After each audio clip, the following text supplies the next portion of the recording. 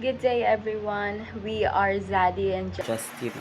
and today we will present our case study on prokaryotic cell division through binary fission using Escherichia coli or E. coli.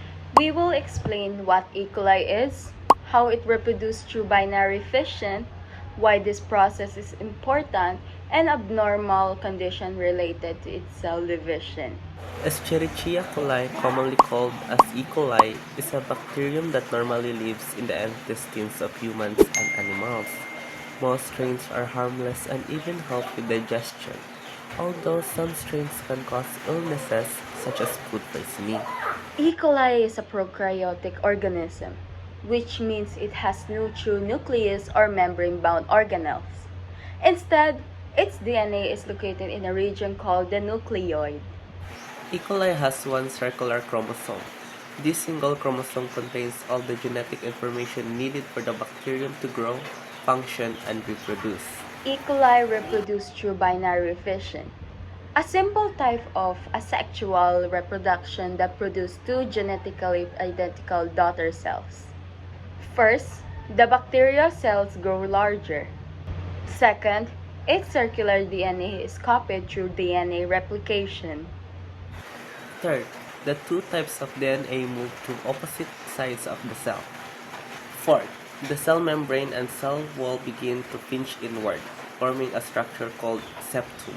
Finally, the septum closes completely, and the original cell divides into two identical daughter cells.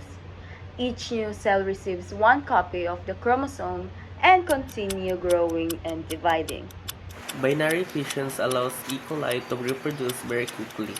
Under favorable conditions, one bacterium can divide approximately every 20 minutes. This rapid reproduction helps E. coli survive, increase its population, and adapt to different environments. An abnormal condition related to E. coli cell division is called filamentation. During filamentation, the bacterium successfully copies its DNA, but it fails to complete the binary fission. Instead of splitting into two daughter cells, it continues to grow into one long filament. This usually happens when E. coli experiences stress, such as DNA damage or exposure to certain antibiotics that block cell division. Although the cell cannot divide normally, filamentation can temporarily help the bacterium survive until conditions improve. In conclusion, Escherichia coli reproduce through binary fission, a fast and efficient process that creates two identical daughter cells.